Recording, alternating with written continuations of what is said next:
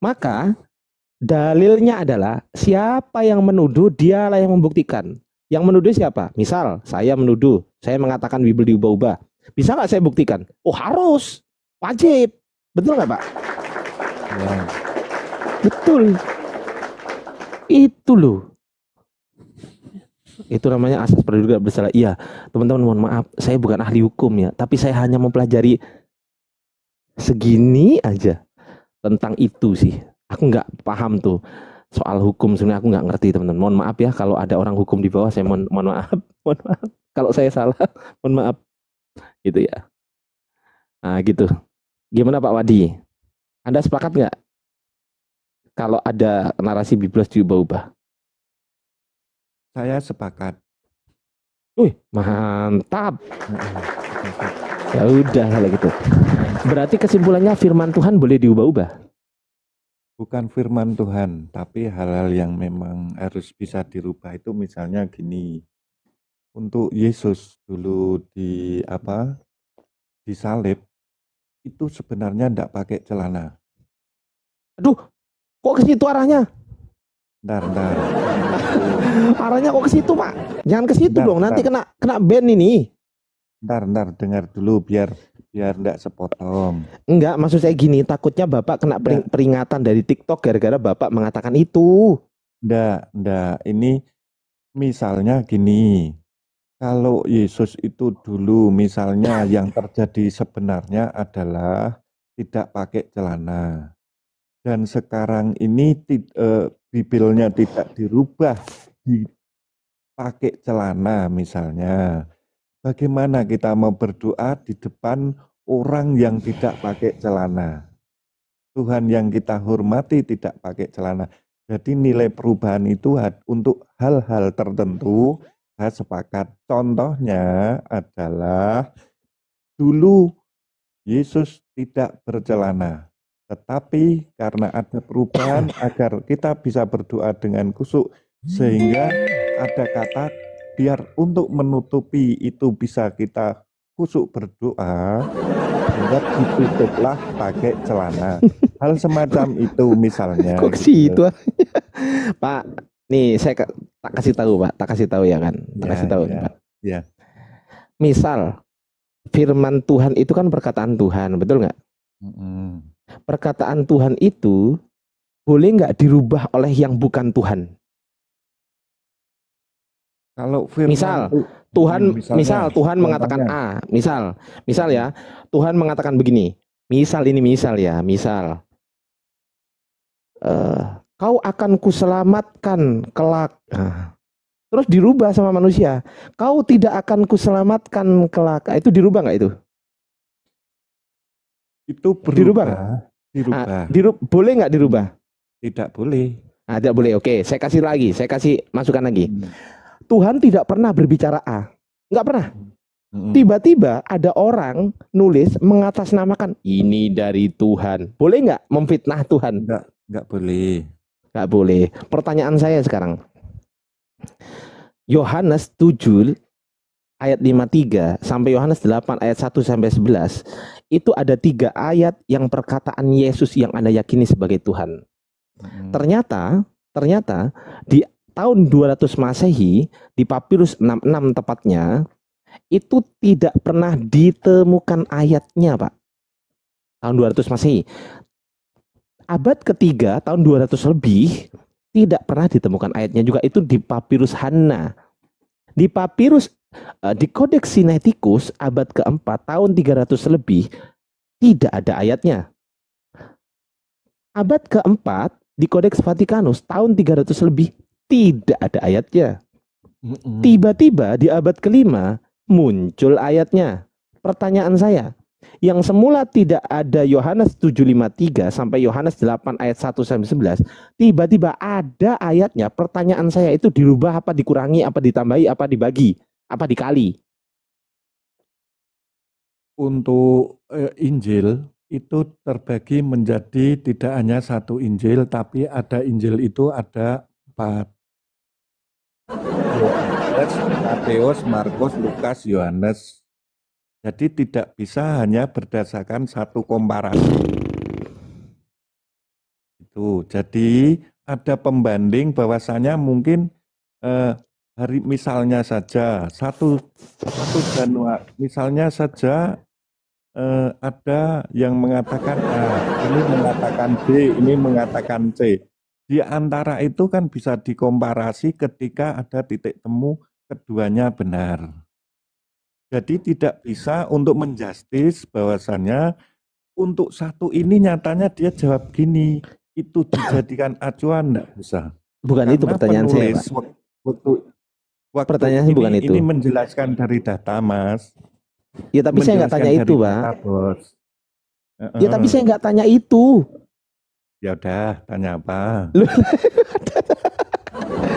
Pertanyaan makanya dengerin dulu Pak. Pertanyaannya gini loh Pak.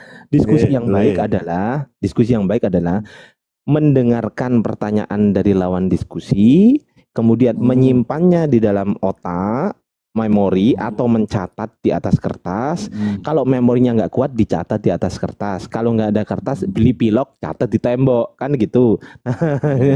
Nah, kemudian ya sabar. Kemudian pertanyaan saya, tahun di manuskrip, di papirus ya, papirus tahun 200 Masehi, ayat Yohanes 7:53 sampai Yohanes 8 ayat 1 sampai 11 itu adalah perikopnya perempuan yang berzina. Itu tidak ditemukan di Lukas, tidak ditemukan di Markus, tidak ditemukan di Matius, hanya ada di Yohanes. Saya ulangi lagi. Tidak ditemukan di Lukas, tidak ditemukan di Markus, tidak ditemukan di Matius, hanya ada di Yohanes. Pertanyaan saya, ketika abad kedua nggak ada, abad ketiga nggak ada, abad keempat nggak ada, tiba-tiba abad kelima ada. Itu ditambahi apa dikurangi? Jawab. Saya tidak tahu pasti ditambah dan dikurangi. Tapi yang jelas namanya sekarang itu kesaksian, mungkin seperti halnya orang yang menulis itu pun juga tidak selengkap itu sehingga semua dipasukkan dalam 4 Injil. Injil Yohanes, Matius, Markus, Lukas. Jadi untuk komparasi. Bapak ngomong apa sih? Untuk keseimbangan gitu loh, Mas. Keseimbangan berat badan. Bapak ngomong apa ini? Saya tanya apa, Bapak jawab apa? Pertanyaan saya, yang semula nggak ada menjadi ada, itu ditambahi apa dikurangi? Yang semula tidak ada, ya kapasitasnya itu menguatkan dalam hal apa? Saya nggak tanya kapasitas, Pak, karena bukan kapasitor. Pertanyaan saya. Dibikin asik aja lah. Iya, Pak. Nggak usah menjustis. Gini, ini tak kasih dalilnya nih, Pak. Tak kasih datanya ya, Ya, coba sabar. Tunggu aku buka dulu ya. Oke. Actori incumbit probatio nih, dengerin nih. Tak kasih dalilnya nih. Bapak kelihatan nggak? Enggak, Nih. Ini kan Yohanes 7:53. Sorry, 8 ya ini ya. Nah, Yohanes 7:53 ada nggak ini? Ada. Yohanes 8 ayat 1, 2, 3, 4, 5, 6, 7, 8, 9, 10, 11 ada nggak? Ada. Nah, saya kasih tahu nih pelan-pelan, Pak. Di abad keempat, kodeksnya adalah kodeks Sinaiticus. Ini nggak ada ayatnya. Yohanes 7:52 terakhir. Tiba-tiba Yohanes 8:12. Artinya Yohanes 7:53 nggak ada. Nih aku baca ya. Propetes ektes Galileas ok igiretai, berakhir di igiretai. Igiretai ini Yohanes 7:52. Tiba-tiba langsung palin on autois elalesen ho Isus legon dan seterusnya. Palin ini Yohanes 8:12. Yohanes 8 ayat 1 sampai 11 nggak ada. Ini di kodeks Sinaiticus. Di kodeks Vatikanus pun demikian. Abad keempat, kita buka datanya. Aduh, halaman berapa tadi? 1361. Oke, ya, 1361. 13 kebelabasan. Nah, ini. 13:61 nih. Tak kasih tahu Pak. Bapak jangan jangan menutup diri gitu loh dari kebenaran. Ini fakta loh Pak. Nih, Erauneson kai dehoti ektes Galileas propetes ok egeretai. Di sini ada egeretai Pak. Egeretai ini Yohanes 7:52. Tiba-tiba Yohanes 8 kan? Ini ada tulisan 8 kelihatan? Nah, Yohanes 8-nya apa bacanya? Palin ini Yohanes 8:12. Artinya setelah Yohanes 7:52, Yohanes 7:53 nggak ada. Yohanes 8 ayat 1, 2, 3, 4, 5 sampai 11 nggak ada. Di Kodeks Vatikanus, di Papirus 66 tahun 200 Masehi nih, 200 Masehi nih itu. Erauneson kai ide hoti ektes Galileas propetes ok egeretai lagi. Egeretai Yohanes 7:52. Setelah Yohanes 7:52 langsung palin. Palin ini Yohanes 8 ayat 12. Ayat 1 nggak ada, ayat sampai 11 nggak ada. Yohanes 7:53 juga nggak ada. Tiba-tiba di abad kelima muncul ayat ini. Nama kodeksnya adalah Kodeks Bezae. Kita buka. Ini lemot. Aku reload. Ya, lemot. Sabar ya. Tuh aku udah reload tuh. Tapi kok. Nah ini udah ya reload nih. Kodeksnya Bezae. Tiba-tiba Yohanes 7 nih, Yohanes 7 kelihatan? Ayat 53 tiba-tiba ada. Ayat 8 ayat 1 ada, 2, 3, 4 dan seterusnya ada tiba-tiba.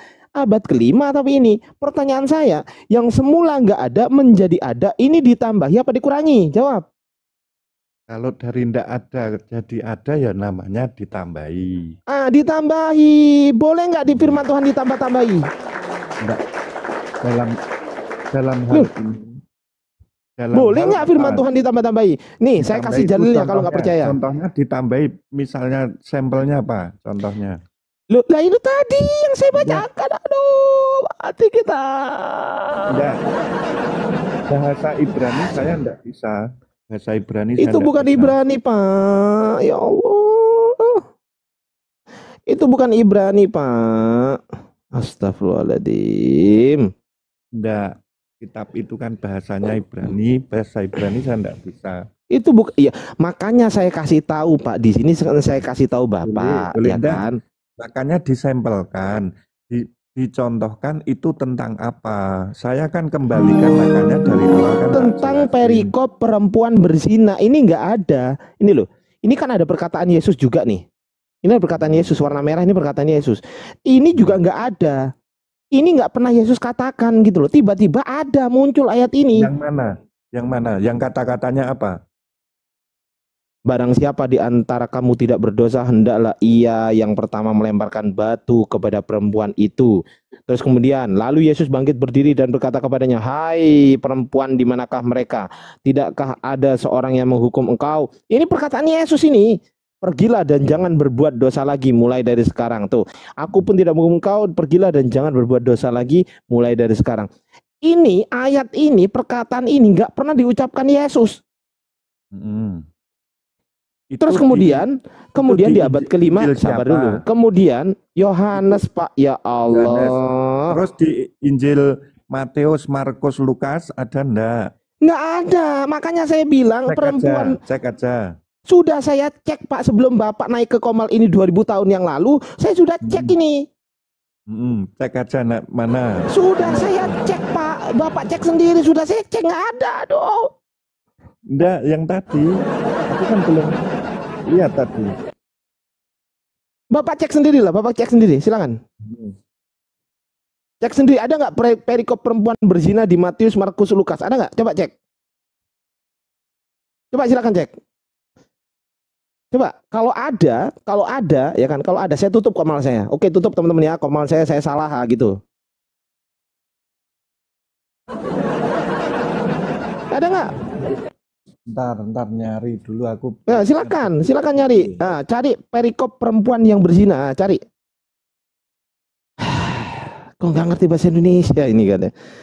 Aduh, kenapa sih saya kok kayak gini nih? Kenapa sih teman-teman di bawah ini? Kenapa coba? Aduh ya Allah. ini siapa ini? JD Lovers. Halo JD, Kristen Islam. Aduh, kemana dia? Sabar. Iya, sabar. Sabar Bang. Ayo coba kasih tahu saya perikop perempuan berzina di Matius, Markus, Lukas. Kasih tahu saya, Pak.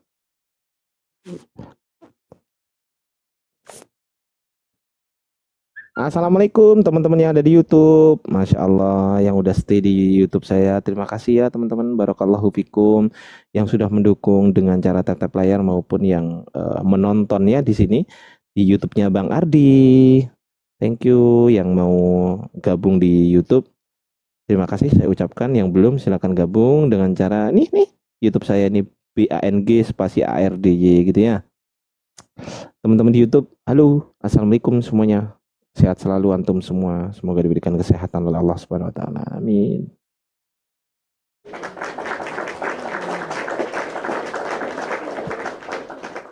Siap. Izin dulu banget disiap.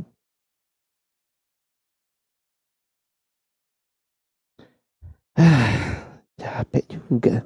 AC-nya kurang kenceng. Kencengin ah. Aduh. Ya gini aja lah. Tapi Markus ya. Matius. Markus, Matius, Lukas, carikan perikop perempuan yang berzina. Apa? Perikop perempuan yang berzina.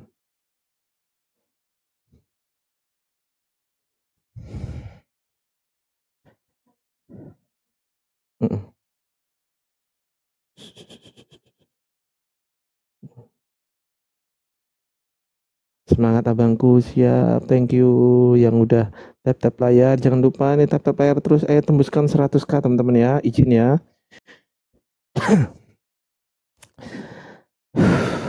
Tembuskan 100k sampai sahur gak dapet. Apa ini sampai pagi Bang Ardi nunggunya nanti jangannya agak jelas. Baru pulang dari terawih. Masya Allah. Ada nggak? Mana? Saya tahu arahnya kemana teman-teman. Makanya dan saya sudah baca gitu loh. Ayo. Ada nggak? Bentar. Dibilangin nggak ada kok masih dicari. Karena aku udah bilang nggak ada. Kenapa masih dicari? Heran dulu kadang sama teman-teman Kristen ini. Udah dikasih tahu. Ya aku kan belum cek toh, katanya suruh ngecek. Apa enggak perlu saya cek? Ya udah silakan cek, saya tunggu. Salah lagi. Ya udahlah, salah gue. Ya udahlah gue salah. Nggak apa-apa. Oke, dalam Matius enggak ada. Nah, dalam Matius nggak ada. Tepuk tangan dulu. Markus. Nah, silakan Markus.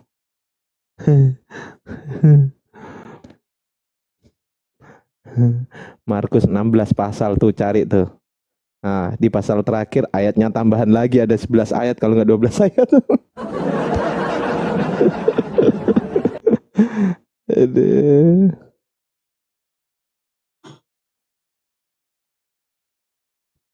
Sabar banget deh ini Bang Ardi. Iya teman-teman aku sabar.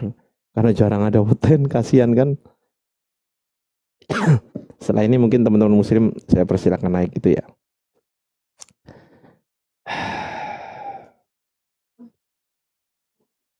Iya wes tak besarkan kok AC-nya. Wes.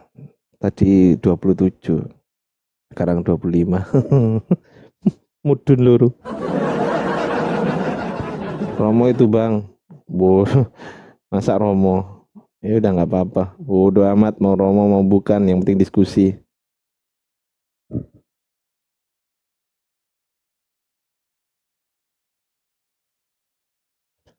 Medion panasnya, iya ta, gak udan ta Medion. Medion gak hujan Mas. Mending tidur Bang Ardi besok sahur. Teman-teman tap layar minta tolong tembuskan 100k. Ini yang nonton 700. Ya ngopi-ngopi di sini teman-teman ya, yang baru hadir ngopi-ngopi di sini ngelihat-lihat kita diskusi gitu kan sama Pak Wadi ini. Medion hujan Wadi. Lukas ya. Matius. Yang ada tadi di Yohanes ya. Dibilangin.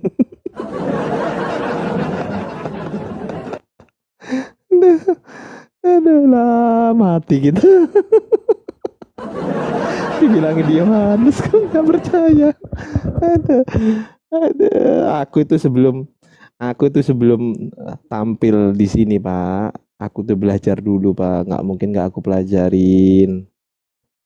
Nggak mungkin, Pak. Aku nggak belajar tuh mustahil.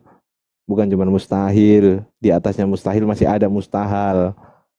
Nah itu belum masuk kamus, nanti aku masukin kamus. Lidah Wetan Mendung Cak. Wih, Masya Allah, Lidah Wetan tempatku kuliah, teman-teman. Aku kuliah di Lidah Wetan di situ, UNESA.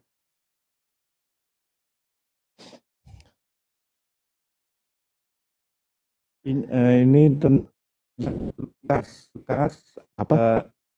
ayat 3. Apa? Lukas. Masuk di Lukas.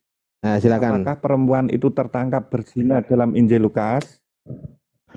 Perikopnya apa? Maka ahli-ahli Taurat orang-orang Coba dibaca perikopnya. Sama nggak ceritanya? Yaitu, Aduh. maka ahli-ahli Taurat dan orang-orang Farisi membawa seorang perempuan. Nggak ada urusannya dengan ahli Taurat dan Farisi ini. Perikop ini nggak ada urusannya dengan ahli Taurat dan orang Farisi. Aduh, nggak ngerti lo Bapak lo. Ya Allah. Pak, tak kasih tahu Pak. Ini kan saya tanyakan, perempuan itu tertangkap berzina dalam Injil Lukas. Injil Lukas tapi itu bukan perikop perempuan berzina yang ada di Yohanes, beda. Itu bukan perempuan yang berzina perikopnya, bukan. Coba baca. Ya, tak baca ya. Nanti dengerin dulu, bacain nanti tak tutup lagi.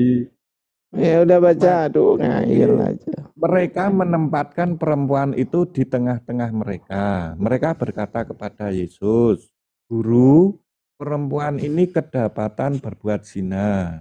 Dalam hukum Taurat Musa, mereka memerintahkan untuk melempari perempuan-perempuan yang dengan batu. Nah ini, itu. Udah. Sama nggak ceritanya yang ada di Yohanes 7:53 sampai Yohanes 8 ayat 1 sampai 11? Sama nggak? Gimana? Sama nggak ceritanya? Ya mungkin ini berkelanjutan apa ya? Hati kita, Pak, tak kasih tahu ya Pak. Pak, tak kasih tahu. Pak, dengarkan saya Pak. Ya. Yang identik itu adalah Matius, Markus, Lukas. Kenapa kok identik? Karena penulisan pertama itu ditulis oleh Markus, Pak. Sekitar tahun 55 sampai dengan 65. Yang tertua harusnya Markus di situ. Kemudian tulisan Markus ini dikopi oleh Matius dan juga Lukas. Ada datanya? Ada. Dari siapa? Dari kekristenan juga. Apakah dikopi semua? Enggak. Enggak dikopi semua. Jadi sumber dari penulisan Matius dan Lukas, sumbernya itu ada dari Markus. Saya punya datanya itu semua, Pak. Dan satu-satunya yang kalian sebut Injil ya, tapi saya nggak mau sebut Injil, Biblos. Satu-satunya Biblos yang berbeda dari ketiganya, makanya yang tidak identik adalah Yohanes. Makanya tidak akan Anda temukan itu perikop itu yang sama dengan di situ, nggak akan. Aduh. Saya udah baca, Pak. Untuk sama persis gitu kan, enggak. Ya memang bukan itu kejadiannya. Kejadiannya bukan itu soalnya. Terus kejadiannya apa? Alamak, mati kita. Terus menurutmu kejadiannya apa? Pak, Bapak baca dulu deh di Yohanes deh. Baca dulu di Yohanes, Pak. Silakan baca. Oke. Yohanes ayat berapa? Ayat berapa? Kok masih tanya? Dari tadi aku udah sebut puluhan kali loh. Teman-teman muslim silakan kalau mau naik. Dah. Teman-teman muslim kalau mau naik saya Bang Sobat naik Bang Sobat. Berapa? Iya.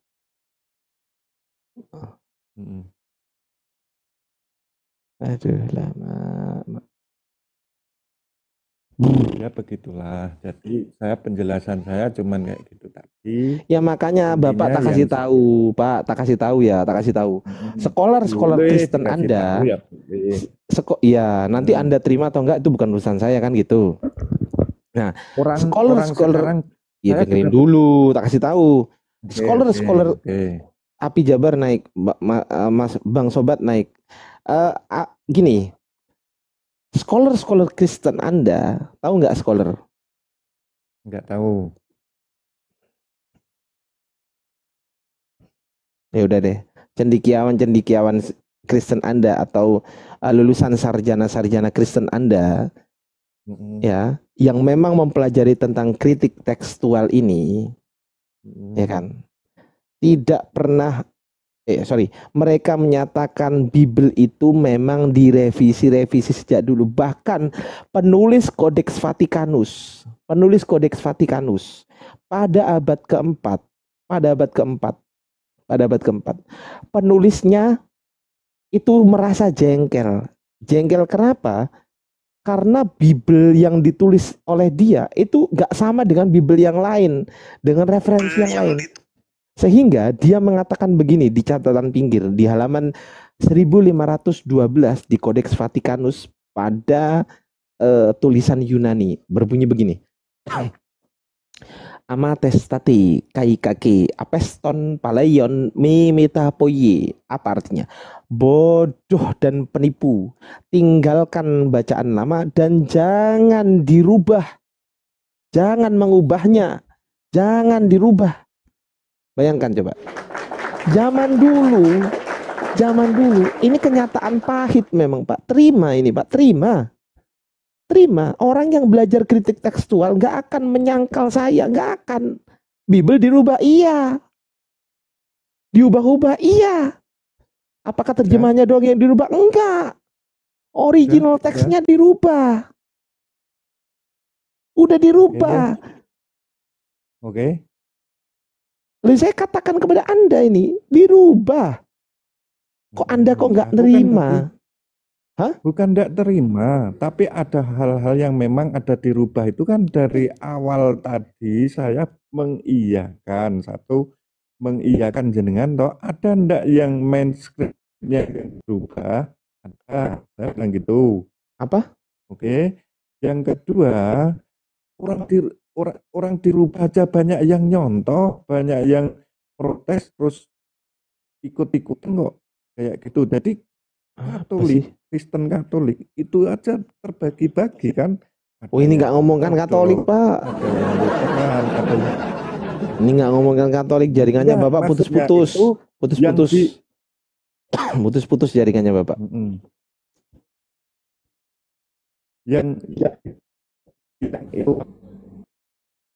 Jaringannya Bapak putus-putus Pak. Katanya Pak, jaringannya Bapak putus-putus. Banyak yang nyontoh Pak, gitu loh. Pak, jaringannya Bapak putus-putus. Jaringannya Bapak putus-putus Pak. Oke, saya betulin dulu. Iya, putus-putus, ngekok, nggak jelas. Assalamualaikum warahmatullahi wabarakatuh. Waalaikumsalam warahmatullahi wabarakatuh. Open cam dong. Gimana Bos sekarang? Ya oke, bagus. Oke Bos. Nah, bikin asik aja ya Bos ya. Oke, saya bikin asik sekarang begini. Firman Tuhan harusnya tidak boleh dirubah. Nggak boleh diubah oleh yang bukan Tuhan. Nggak boleh. Karena dia nggak punya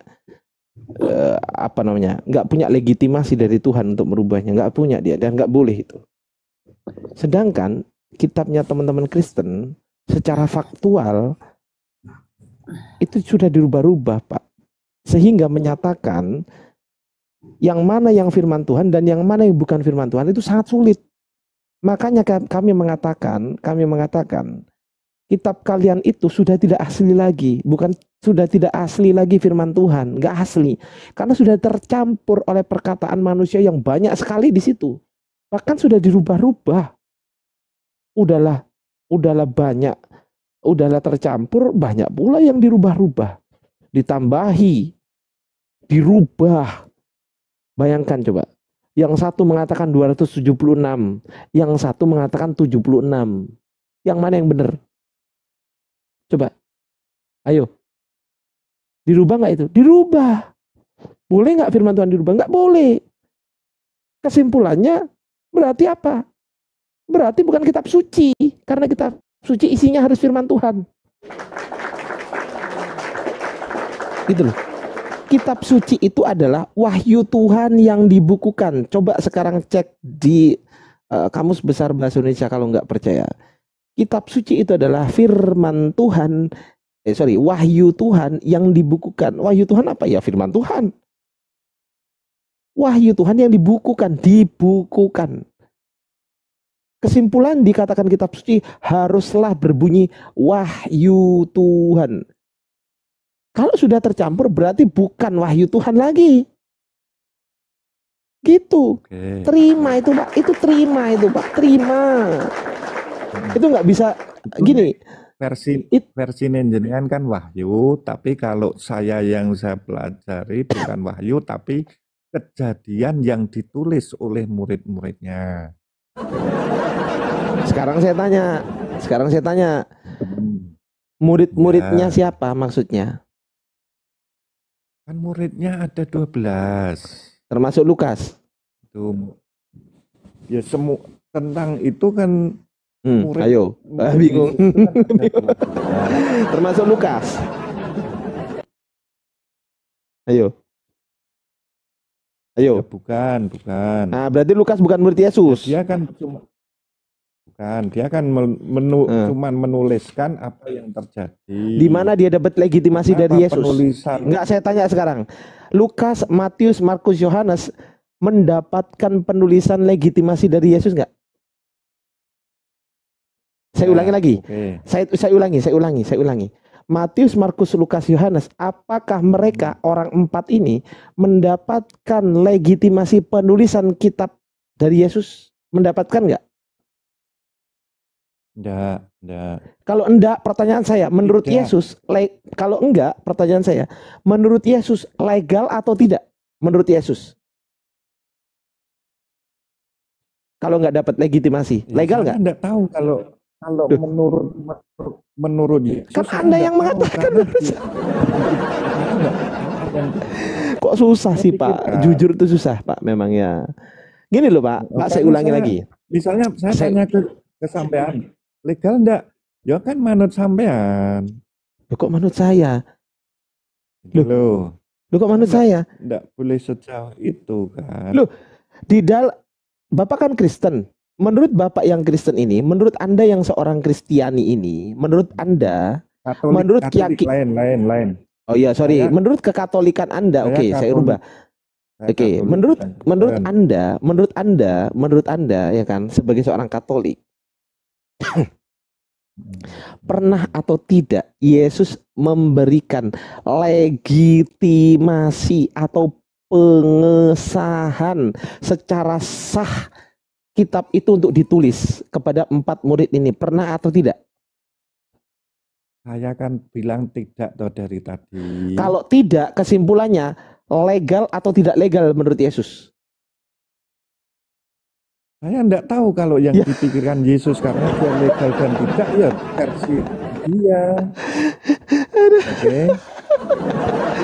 Saya bukan gitu. Aduh, ya Allah. Yang namanya nggak dapat. Harus menjawab.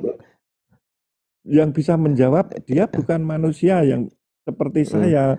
Dan Bapak ini. Tidak, apakah Yesus, kamu kitab sucinya salah, kamu benar, ini kan enggak bisa. Ya justru dengan tidak adanya,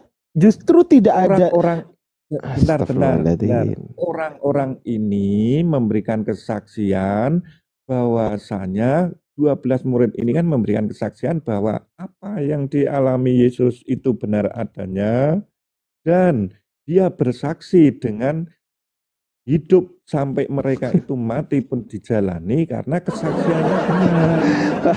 Bapak ini terlalu termakan doktrin. Bapak nggak ngerti loh. Bapak nggak ngerti kalau Yohanes itu yang nulis bukan Yohanes, Matius yang nulis bukan Matius, Lukas yang nulis bukan Lukas, Markus yang nulis bukan Markus. Bapak ngerti nggak? Enggak kan? Enggak kan? Enggak, saya nggak ngerti tentang Nih, itu. saya kasih tahu dari Katolik. Itu nggak ngerti. Saya kasih tahu dari Katoliknya. Oke. Saya kasih tahu dari Katolik nih. Ya, silakan. Makanya Pak, ya Allah, ya Rabb, astagfirullahaladzim, la haula wala quwata illa billahil aliyil azim. Nih, sabar ya. Tunggu teman-teman ya, aku buka data dulu ya. Yang paling penting adalah nilai-nilai yang diajarkan Kristus itu. Ya dengerin dulu Pak, gantian dulu ngomongnya. Iya, sabar. Relevan. Sabar dulu Pak, sabar dulu ya, sabar dulu Pak, sabar. Sambil dibukakan saya jelaskan. Ini, udah saya buka, udah dibuka Pak, udah dibuka. Sabar dulu, saya bacakan. Ya, oke. Catholic Identity. Langsung dari catholicidentity.bni.catholic.education.australia. Australia nih. Pemerintah Australia. Iya. Nah, ini. Who wrote the gospel and when? Bapak bisa kan bahasa Inggris? Bisa kan? Enggak bisa. Oke. Tahu artinya itu. Oke, nggak apa-apa. Who wrote the gospel and when? Siapa penulis gospel dan kapan? Kita cek di sini. Markus. Kita cek nih. Kita translate aja nih. Markus. Kita translate. Apa katanya? Penulis Injil yang diberi nama Markus apa Pak? Tidak diketahui. Tidak diketahui. Tuh, Markus. Markus ya. Kita ke Matius. Matius.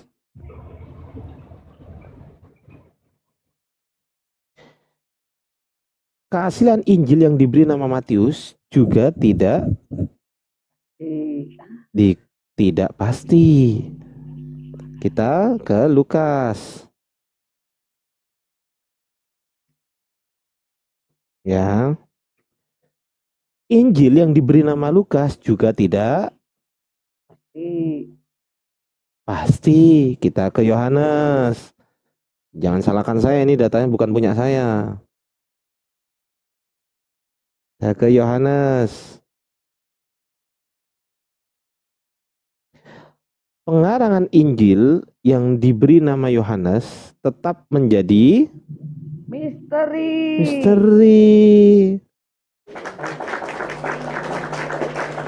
Mbok ya, maksud saya itu kalau nggak pernah belajar itu mbok ya belajar gitu loh Pak. Jangan dibantah. Kalau saya bernarasi begini itu artinya saya ya nggak apa-apa sih bantah kalau ada datanya kan gitu. Yang jadi masalah ini nggak ada datanya gitu loh. Bapak dari tadi membantah nggak ada datanya kan juga. Yang saya bantah yang mana? Duh, saya tadi mengatakan Bible Anda dirubah-rubah dari Matius, dari Yohanes tadi enggak. Dari Yohanes tadi awal manuskrip ada yang dirubah kan saya bilang iya. Ya berarti kesimpulannya melanggar untuk hal-hal tertentu. Terus yang hal maksud tertentu saya kan apa? untuk hal-hal tertentu, hal yang sekarang saya tanya, hal-hal tertentu itu batasannya apa? Batasannya apa? Siapa yang memberikan batasan itu? Kasih tahu saya. Gimana? Siapa yang memberi batasan hal-hal tertentu itu boleh dirubah? Siapa yang mengatakan? Itu saya yang mengatakan. Ya. Bagi saya, keimanan saya, hal semacam itu masih wajar. Kok jadi Bapak yang mengatakan? Karena ini kan masih dalam koridor. Jadi tanya ke saya. Tadi ketika tanya Yesus, bagaimana perasaan Yesus, ya saya jawab, Yesus saja ditanyakan. Kan gitu. Ya udahlah, oke lah. Oke, ya udahlah Pak, kita sapa dulu, ada teman-teman di sini ya Pak ya. Izin nyapa dulu ya Pak. Ya Bos. Assalamualaikum Inandu, Bang Inandu. Siapa ini? Assalamualaikum Bang Ardi. Waalaikumsalam warahmatullahi Ardi, ilmunya dong Bang Ardi. Ini Bang One Finger Muslim, Pak Divkos Muslim. Assalamualaikum Bang, izin gabung. Waalaikumsalam. One finger, one finger Muslim. Assalamualaikum Bang Ardi. Assalamualaikum. Waalaikumsalam. Bang PT Muslim. Muslim. Oh, alhamdulillah. Bravo Muslim. Muslim. Alhamdulillahirabbil alamin. Ya. Ini Pak Boeng Hasan. Siap. Udah belum moderator ya? Belum. Nah, saya minta tolong dipimpin dulu jalannya rapat pertandingan ini. Sudah saya jadikan moderator. Bang Sobat naik, Bang Sobat. Kalau Bang Sobat di bawah naik ya. Saya minta di bawah aja. Assalamualaikum. Enggak usah di sini dulu. Santai aja, Pak. Ada yang mau disampaikan dulu nih kepada oleh teman-teman Muslim di sini. Silakan teman-teman Muslim.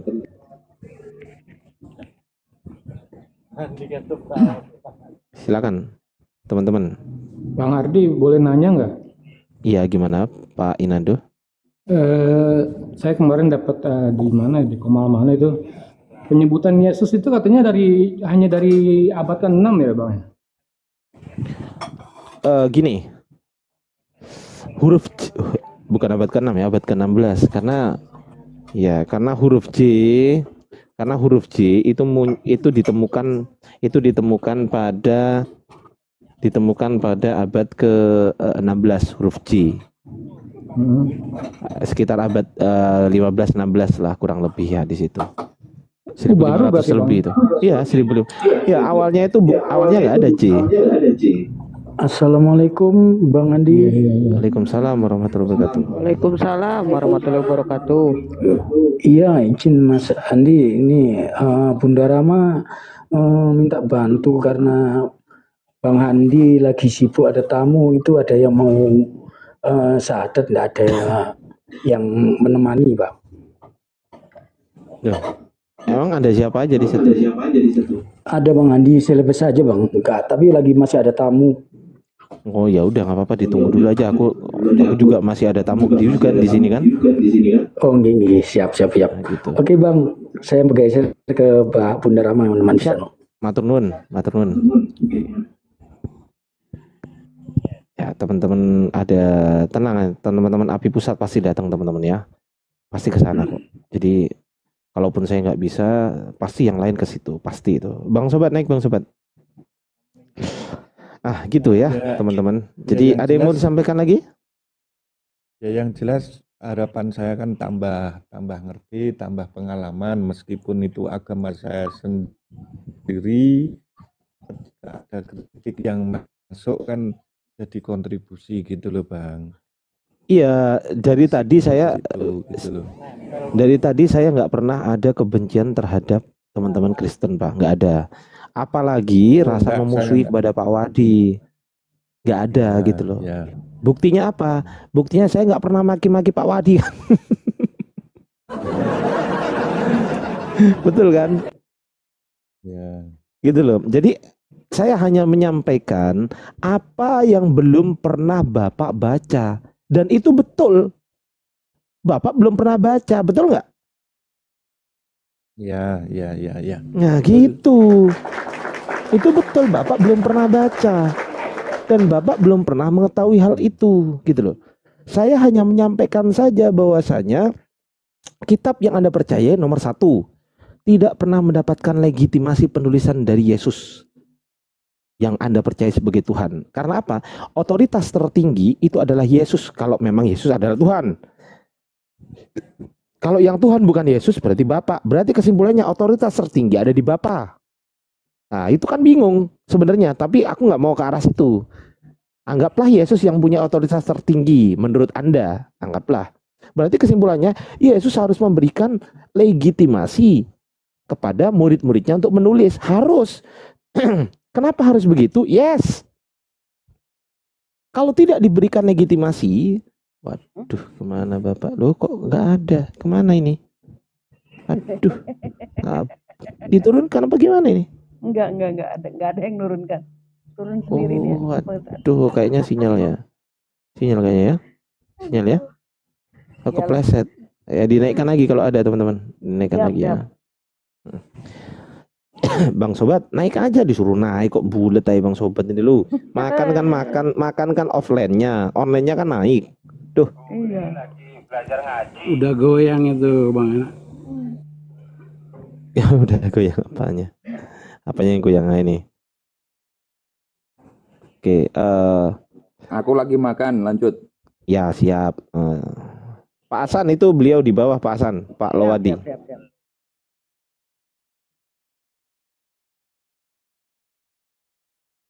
Kenapa Pak? Pak Lowadi, kenapa Pak? Gini deh, aku memberikan kesempatan terhadap teman-teman Muslim yang mau bertanya kepada Pak Wadi, silakan ya, teman-teman Muslim yang ada di sini silakan, atau mau menyampaikan sesuatu silakan. Aku izin mute dulu bentar, karena apa? Karena aku harus makan. Lanjut. Lanjut. Aku tetap di sini, di atas bumi ini. Siap. Aku masih di sini di atas bumi ini. Sambil makan aja, Bang. Siap. Selak Pak. Sambil makan aja. Iya. Silakan Pak PT atau Pak Bravo atau Pak D atau Pak Inando atau Pak Wan kalau mau bertanya kepada Pak Wadi, di sini beliau adalah Katolik. Silakan kalau mau ditanyakan, silakan Pak.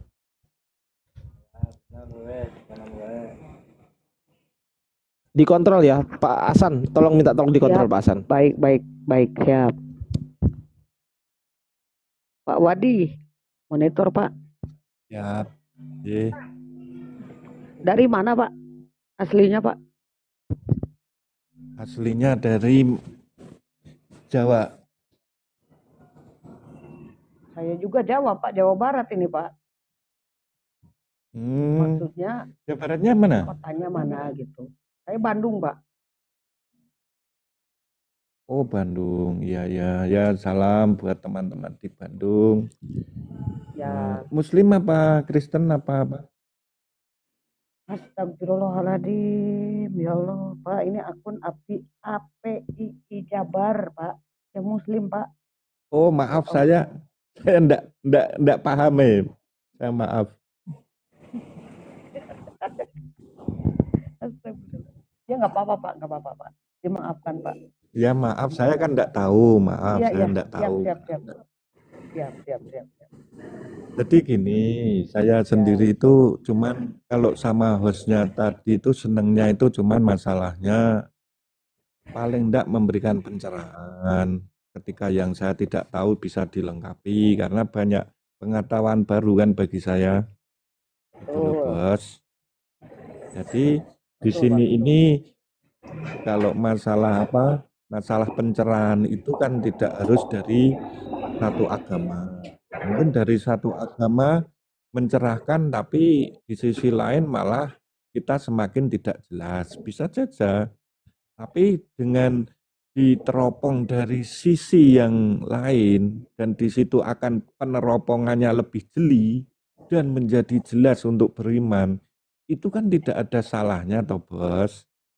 Ya, betul.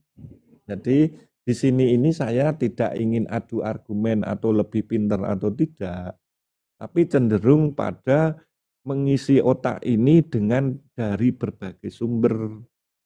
Jadi biar lengkap sehingga ketika saudara-saudara saya yang Muslim bertanya atau menanyakan itu saya nyambung gitu loh. Jangan sampai malah Anda lebih tahu, saya malah tidak tahu, kan lucu juga, ya kan? Ya. Jadi saya jadikan kayak Ose tadi kan satu kekuatan untuk bisa, oh ternyata saya itu dijadikan kekuatan untuk introspeksi, untuk melihat diri, untuk mencari. Nah, itu yang saya gunakan. Saya tidak ingin membandingkan, tidak ingin mencari yang benar, yang salah, tapi cenderung ingin menambah kasanah dan pengetahuan. Gitu loh, Bos. Betul, iya baik Pak. Ya, alhamdulillah Pak Wadi ini ngobrolnya santai banget, enggak ini ya, enggak enggak rusuh gitu loh Pak. Oh, jangan. Ya. Orang kita keliru itu ya akui aja, orang enggak tahu ya akui aja.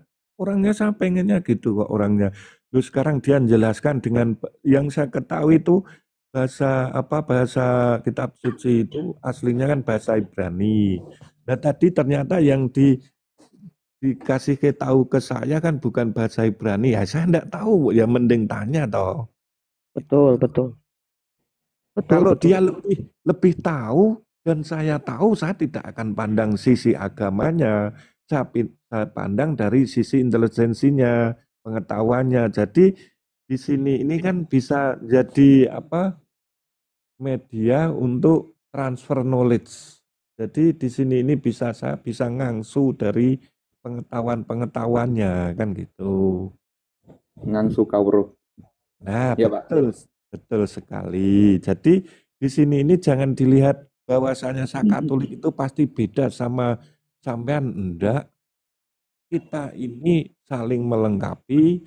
Kalau keliru ya introspeksi, kalau salah ya diperbaiki, sehingga kasana pengetahuan kita akan lebih dalam.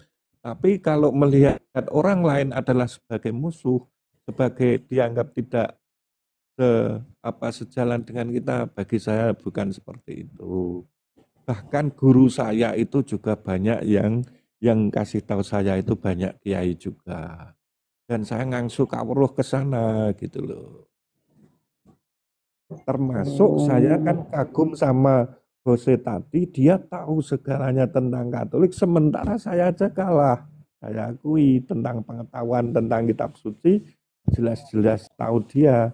Sehingga saya akan lebih teliti, lebih tahu dari dia. Lah kalau saya enggak ada komunikasi, kita enggak pernah ngobrol, saya tahu dari mana gitu loh. Iya betul Pak. Ya jadi untuk sebagai dasaran kan sebuah agama itu kan kitab suci ya Pak. Ya. Sebagai landasannya adalah kitab sucinya. Pak Hasan, Yap. Nah, izin bentar. Pak PT, izin ya, Pak Pit, saya turunin ya, ada Kang Chan di bawah. Izin ya Pak Pit. Assalamualaikum, terima kasih. Ya itu Bang, turun Bang, mau istirahat dulu. Siap. Assalamualaikum warahmatullahi wabarakatuh. Waalaikumsalam. Waalaikumsalam warahmatullahi wabarakatuh. Assalamualaikum warahmatullahi. Waalaikumsalam. Waalaikumsalam warahmatullahi wabarakatuh. Ini juga ada guru kita, Pak Wadi. Ini juga ada guru kita. Oh salah, enggak. Belajar. Selamat datang. Iya Pak. Ajari saya bagaimana, yang Pak? Belum ya paling enggak transfer knowledge-nya. Waalaikumsalam warahmatullahi wabarakatuh. Saling belajar Pak di negeri kita Pak, insyaallah.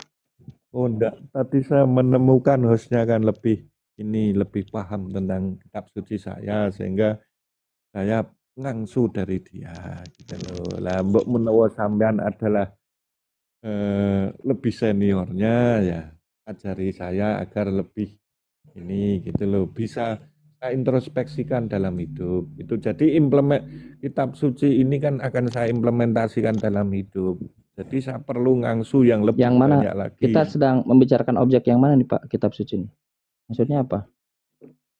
Nah, tadi saya kan ditanya tentang kitab suci saya yang masih ini untuk Bible, untuk Bible yang masih apa tadi itu? Masih ada dirubah-rubah manuskripnya apa tadi ya, saya lupa. Tadi tertulis tapi tulisannya di mana tadi? Kenapa Bapak bilang kitab suci? Bible sendiri mengatakan bukan kitab suci kok.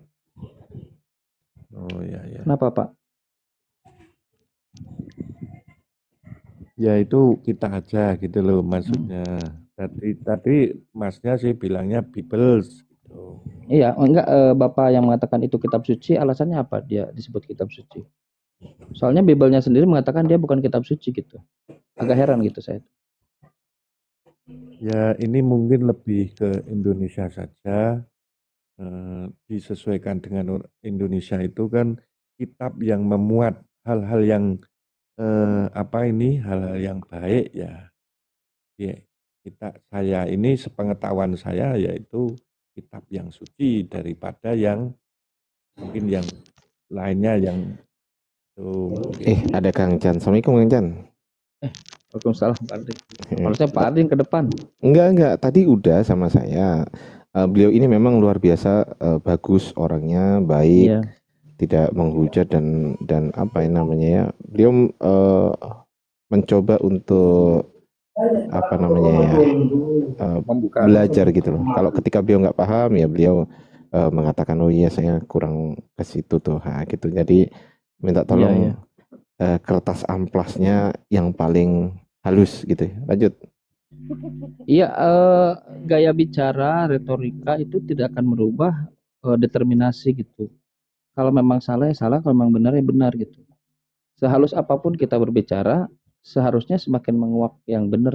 Jangan sampai nanti kita perhalus cara bicara kita, retorika kita per slow mo, terus lalu malah mengikis mendistorsi yang benar. Kita masuk lagi ya. Kenapa Bapak bilang itu kitab suci gitu? Padahal di dalam Bible-nya itu bukan kitab suci. Bible-nya menyatakan dia bukan kitab suci gitu. Itu harus dijawab. Silakan Pak.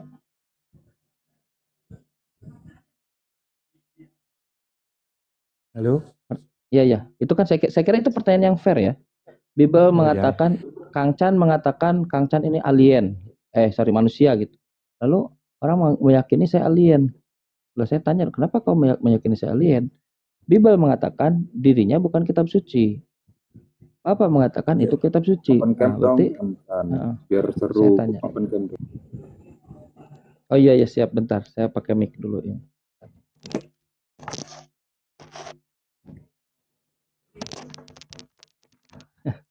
Nanti dulu. Bentar dulu. Silakan Pak, sambil ini. Ya saya ulangi lagi jawaban saya tadi, sepengetahuan saya. Jadi bukan dasarnya yang lain, sepengetahuan saya katakan tadi kitab suci karena di sana memuat hal-hal yang positif, hal-hal yang baik. Seperti apa contohnya Pak? Misalnya ajaran tentang cinta kasih, ajaran tentang mendoakan yang memusuhi, itu kan hal-hal yang baik gitu loh bagi saya. Sehingga menurut pribadi saya, hal-hal yang baik kayak gitu itu, ajaran yang baik itu alangkah identik dengan kata-kata kitab. Kitab itu kan buku, suci itu dalam hal diorientasinya kan hal yang baik gitu loh Bos. Bapak bisa bantu buka saya Matius pasal 15 nomor 4 Pak. Matius pasal 15 nomor 4.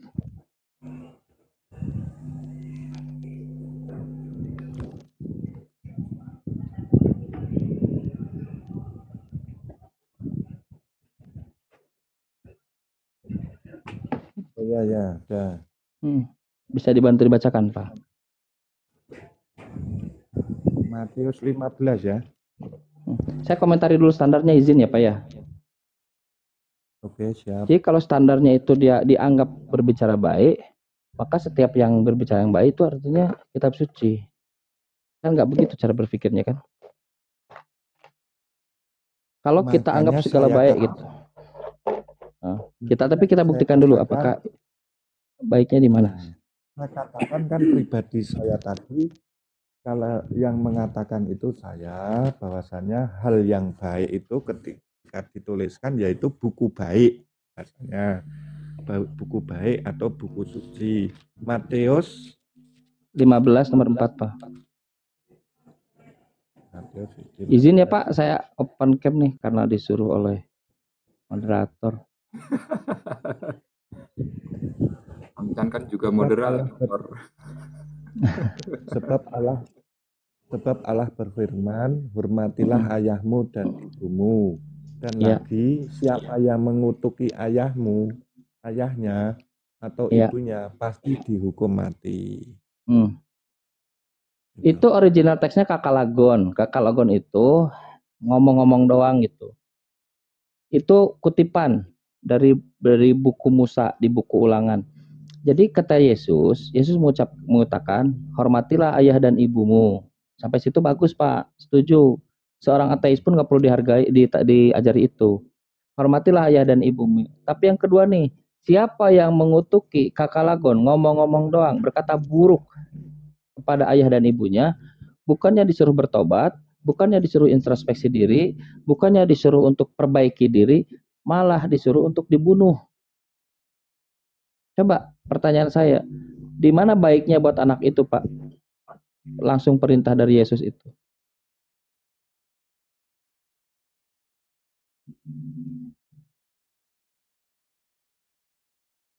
Mengutuki itu artinya apa tuh ini?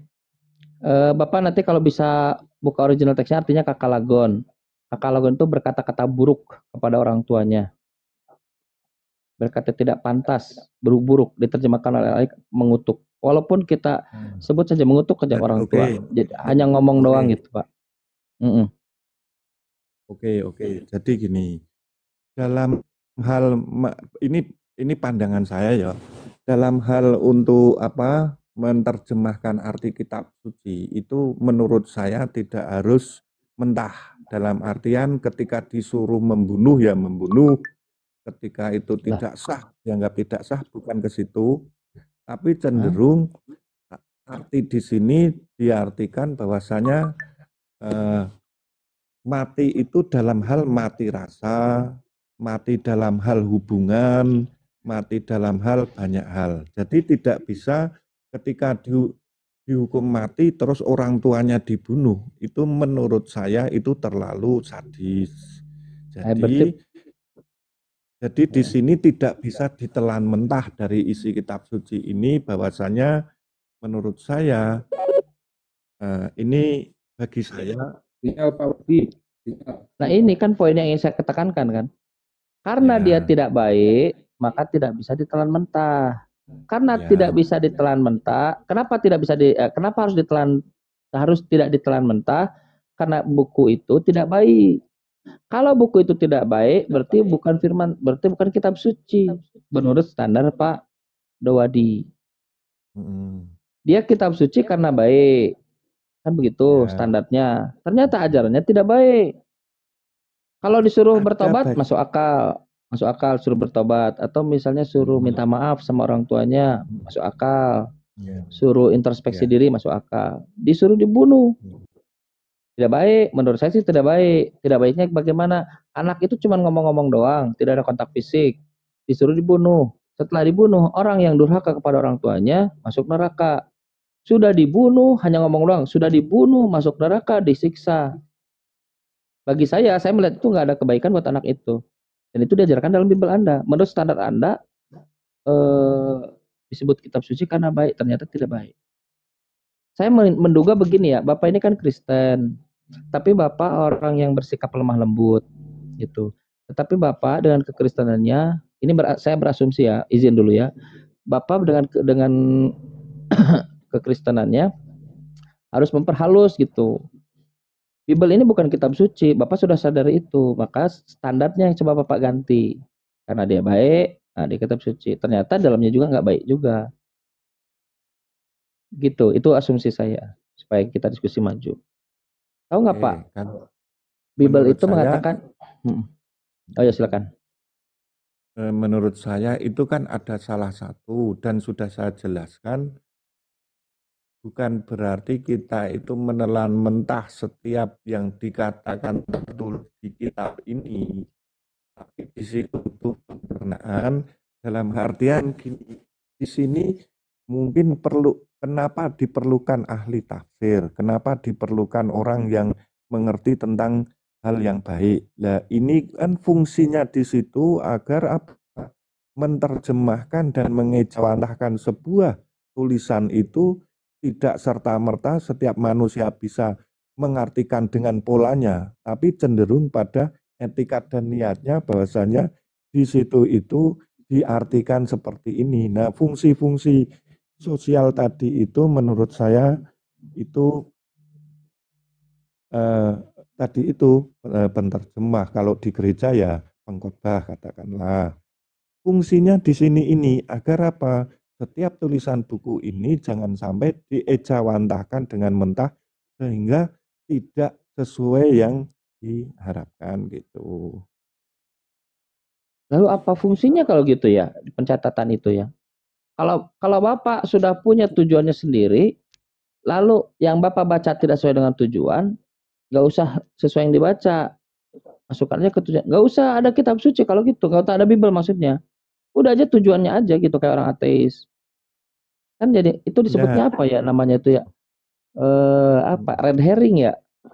Mengalihkan gitu. Apa ya? Ya jadi nggak masuk akal. Nggak masuk akal.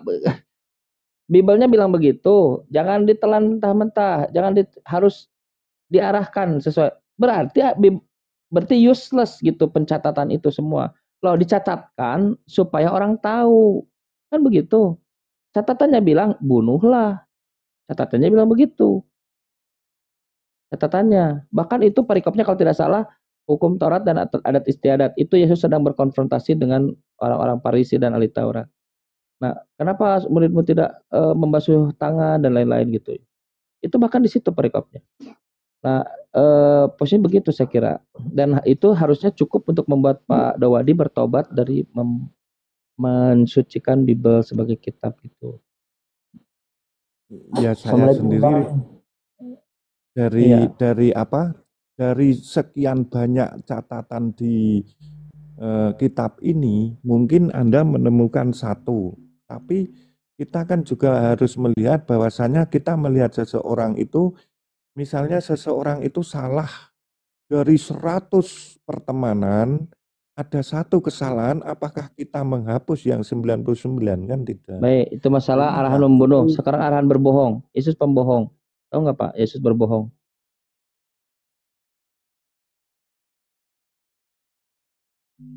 Dan ini saya kira ini diaplikasikan oleh teman-teman Kristen.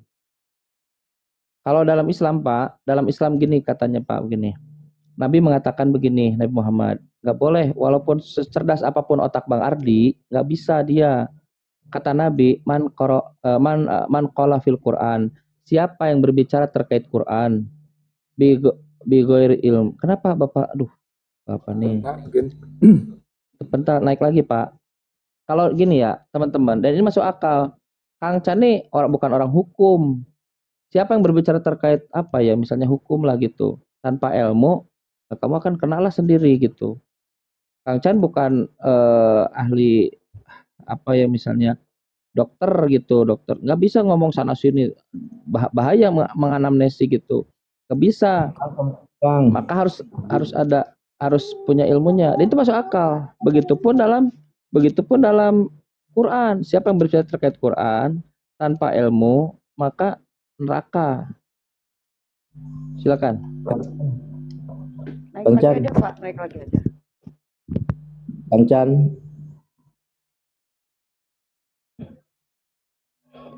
Ya Bang, ya. Halo. Halo, Assalamualaikum Kang Chan. Abang agamanya apa nih?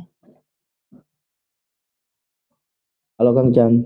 Iya. Waalaikumsalam. Abang agamanya apa? Islam? Islam Bang. Ya sip, alhamdulillah. Saya tutup dulu yang tadi ya. Jadi kekristenan, ya sebentar saya tutup dulu. Jadi kekristenan dia harus membuat standarnya sendiri. Bayangkan, Bible disebut kitab suci dengan standarnya sendiri dan itu salah. Setiap orang punya standar sendiri gitu. Kitab suci itu artinya dia yang kitab itu artinya buku. Buku suci itu terbebas dari kotor gitu. Itu suci namanya, terbebas dari kotoran. Kalau dalam konteks kitab suci yang berfirman Tuhan, terbebas dari kotor, dari tangan-tangan manusia, gitulah sederhananya. Harus full firman Tuhan gitu. Nah, kenapa dia switch standarnya? Karena dia tahu Bible ini bukan firman Tuhan. 2 Korintus 11 nomor 17. Coba cek. Bible bukan firman Tuhan. Lukas 1 nomor 1 bukan firman Tuhan, gitu ya. Nah, jadi teman-teman Kristen, seharusnya hal yang begituan menjadi salah satu dasar teman-teman Kristen segera bertobat dari menuhankan Yesus, manusia, bertobat dari mengkitab sucikan yang bukan kitab suci. Ini buku kisah saja gitu, penceritaan saksi-saksi mata. Begitu, Pak Dawadi ya. Pak Dawadi, saya ingin diskusi santai, tapi saya tidak ingin mendistorsi determinasi yang ingin saya arahkan gitu. Jadi jangan sampai kita diskusi santai, tapi kita kehilangan ketajaman gitu dalam memberikan argumen gitu ya. Silakan Bang, mohon izin tadi. Oke. Enggak apa-apa. Karena kayak saya sendiri juga ketika itu lebih tajam juga akan lebih mengena. Jika cuman sebatas ini aja ya itu biasa lah kita Ya, hadapi betul. di warung angkringan banyak. Tapi Iya, saya kalau Anda akan secara tajam dan ya yang jelas transfer knowledge-nya itu mengena. ya betul, Gitu loh. betul, betul, betul. Silakan Pak, apalagi Pak? Ya yang jelas Bang, saya ya terima kasih boleh tanya nggak Bang? dengan memberikan gambaran bahwasanya yang saya anggap kitab suci menurut Anda belum suci ya silakan. Tapi untuk per hari ini saya masih Enggak di enggak antara begitu. di Enggak itu antara namanya enggak begitu. Itu strawman namanya. Argumen saya tidak begitu, tapi dirubah seperti bukan argumen saya, namanya strawman. Kang Chan ini manusia, tapi Bapak melihat saya jadi kayak orang-orangan sawah. Nah, saya nggak menunjukkan diri sebagai orang-orang sawah. Argumen saya nggak begitu. Argumen saya, Bible bukan kitab suci, bukan berdasarkan saya, berdasarkan standar Pak Lodawadi. Tadi Pak Dawadi mengatakan kitab suci itu harus mengajarkan kebaikan. Ternyata Bible tidak mengajarkan kebaikan. Dia menyuruh untuk membunuh. Bahkan saya bisa mengurai banyak ayat-ayat di dalam Bible bahwa dia tidak sama sekali menunjukkan kebaikan. Aku datang bukan membawa damai, melainkan membawa pedang. Matius pasal 10 nomor 34. Yesus menjadi pembohong. Yohanes 10 nomor 3 nomor 13. Nah, dari situ dengan standar Pak Dawadi tadi bahwa Bible bukan kitab suci. Bukan apa pandangan saya ya. Bukan menurut standar Pak Dawadi. Pak Dawadi kasih standar lagi, kita diskusikan standarnya gitu. Itu ya. Jangan menurut saya. Silakan Oke, Pak. maaf ya. Oke, kalau saya salah kata maaf. Yap. Intinya bahwasanya menurut saya menurut saya aja ada andai kata dalam kitab suci ini saat ada satu ajaran yang ketika diajarkan mentah itu kurang baik, itu masih banyak ajaran yang lebih baik. Sehingga apa? Kecenderungan anggaplah ketika ada satu yang salah, berarti masih 99,9 yang itu benar. Sehingga saya masih layak mengatakan ini kitab suci bagi saya loh. Nah, bagi saya. Oke. Jadi Kita masuk ke yang sentral bisa Pak ya? Bisa ya? Fundamental. Ya, betul. Kalau misalnya Ya. begini, Kang Chan ini pembohong, maka Kang Chan akan diragukan. Nggak layak masuk ke meja persidangan gitu untuk dijadikan saksi gitu. Mau disumpah juga, dia kamu berbohong kok. Sekarang Bapak bisa bantu, Pak saya Yohanes pasal 3 nomor 13. Yohanes Pasal 3 nomor 13. Tadi Pak Ilham. Makasih Pak Firman tadi mau nanya. Nanti mungkin naik lagi Pak Firman. Yohanes pasal 3 nomor 13. Pasal 3 nomor 13. Oke.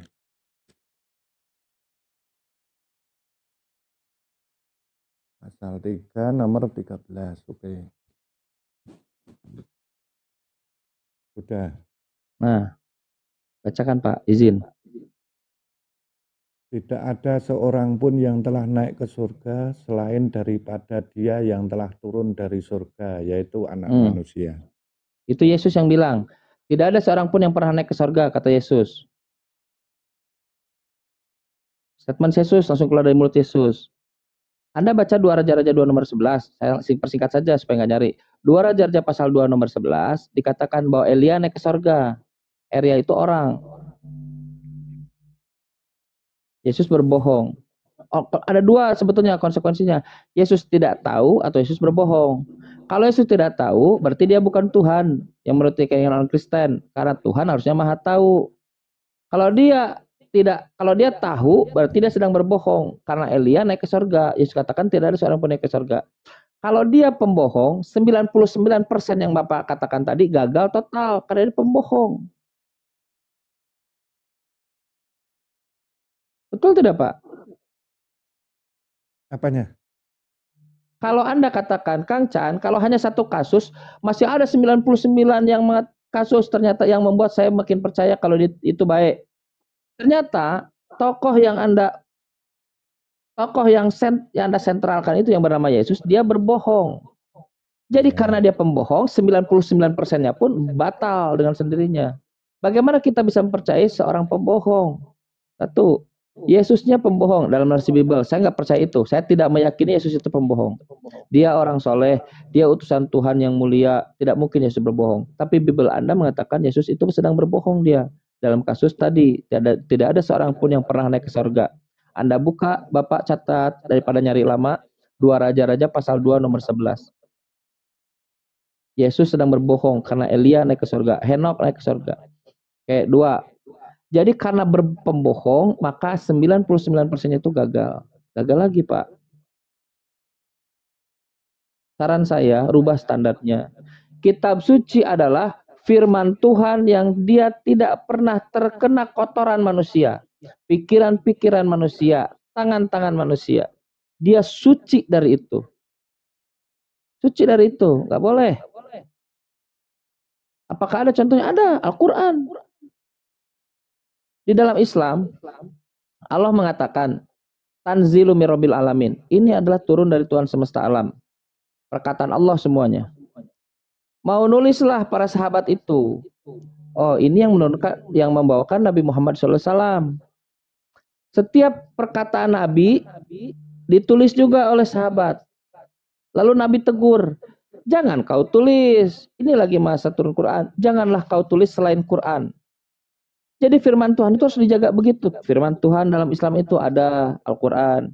Nanti apa yang dilakukan oleh Nabi, dibicarakan oleh Nabi, menjadi ketetapan Nabi, itu nanti terpisah tersendiri. Namanya hadis Nabi, marfu, hadis yang sampai kepada Nabi. Tapi kita tak akan pernah menemukan itu dalam Bible. Bible nyampur semua. Yang terindikasi firman Tuhan ada tadi Matius pasal 15 nomor 4. Perkataan Yesus ada, contoh Yohanes 3 nomor 13. Walaupun saya tidak yakin itu perkataan Yesus karena Yesus tidak mungkin berbohong. Oke. Terus perkataan orang lain, anggapan orang ada. Markus 3 nomor Markus yang silsilah Yesus itu Matius berarti ya, silsilah Yesus itu. Terus Matius awal berarti menurut anggapan orang. Yang mengatakan ini sumbernya dari orang bodoh ada 2 Korintus 11 nomor 17. Ini adalah buku-buku hasil kumpulan yang dibukukan dari saksi mata ada Lukas 1 nomor 1. Semuanya nyampur. Bahkan kalau kita lihat narasi-narasi porno ya yang jadi majelis pertobatan kita di sini. Oke. Jadi di sini kan dari awal sudah saya sampaikan bahwasanya kitab suci itu adalah penulisan sejarah dan kesaksian. Tadi di awal saya sebelum jenengan saya sudah sampaikan bahwasanya kitab suci ini adalah penulisan sejarah dan kesaksian. Sehingga penulis sejarah pun ketika dikonfrontasi dari Matius, Markus, Lukas, Yohanes, di sini ini juga tidak mungkin tidak sama-sama persis gitu loh. Kalau ada buku namanya ini Antiquities Judaism atau Jewish gitu, sejarah Yahudi, penulisnya adalah Josephus Flavius. Itu kitab suci bukan tuh? Saya malah belum tahu itu saya belum tahu yang ada buku di luar pengetahuan saya. Iya, ada buku ini Bible Maria, Bible Petrus, Barnabas, itu kitab suci bukan itu? Sama itu penceritaan sejarah. Belum tahu saya. Ya yang saya tahu itu ya ada yang di kitab Perjanjian Lama dan Perjanjian Baru meneruskan dari kitab Taurat, yang mana kitab Taurat ini diluruskan. Sekarang saya Bapak kasih tahu sekarang supaya kita segera bertobatnya. Bible Bapak ini bukanlah kitab suci. Taunya dari mana? Contoh Lukas 1 nomor 1. Theophilus yang mulia, karena banyak orang memberitakan peristiwa-peristiwa yang terjadi antara kita yang merupakan saksi mata dan pelayan firman. Maka aku Lukas berusaha melakukan penyelidikan lalu membukukannya. Buku ini hasil penyelidikan Lukas dari saksi mata yang tidak jelas. Bapak tambah besar masalahnya, meyakini kitab suci. Penyelidikan Lukas. 2 Korintus 11 nomor 17 tadi. Aku berkata-kata bukan menurut firman Tuhan, kata Paulus. Melainkan sebagai orang bodoh. Makanya dikatakan di sana, bahkan dalam menerangkan peristiwa saja, mereka tahu bagaimana mungkin ada penceritaan pada peristiwa yang sangat berselisih paham. Coba buka 1 Korintus berapa ya? Berapa ya, lupa. Di kata Paulus ya, kata Lukas, Kisah Para Rasul pasal 25 nomor 19, sorry. Kisah Para Rasul pasal 25 nomor 19. Mereka terkait Yesus, mereka berselisih paham. Ada 2. Yang pertama perihal agama, yang kedua perihal Yesus. Apakah dia masih hidup atau sudah mati? Tetapi Paulus katakan dia masih hidup. Jadi ini nasib Bapak, nasib Bible Bapak. Jadi Bible Bapak ini bukan kitab suci. Dia adalah, kita hargai sebagai penulisan sejarah, yes, yang tidak jelas dasarnya dari mana. Abad pertama, Kristen kagak punya dokumen apa-apa, Pak. 0 dokumen. Abad kedua, baru ada kertas. Tahu kertas apa? Saya punya kertas-kertas nih, lembaran kertas. Saya sobek-sobek lembaran kertas. Abad pertama, abad kedua, abad. Saking berharganya kertas itu dikasih kode P32, P52, ada yang segede ATM, ada yang setengah lembar, ada yang seperempat, ada A5, ada A6 segede gitu. Nanti abad keempat ujug-ujug. Entah ujugnya datang dari mana, ujug-ujug. Ada yang disebut dibukukan. Gak jelas. Ujug-ujug disebut the earliest manuscript, complete, manuskrip terlengkap, yang paling tua, namanya Codex Sinaiticus. Lalu ada lagi nanti Codex Bezae, lalu ada lagi Codex Alexandrinus, ada lagi Codex Vaticanus, yang 4 yang agung. Itu nasib Bible Bapak. Tidak terdengar seperti firman Tuhan sama sekali. Nanti abad 16, Pak, barulah ada yang diterima, disebut dengan Textus Receptus, Textus naskah, Receptus yang diterima. Abad 16 baru kemarin sore.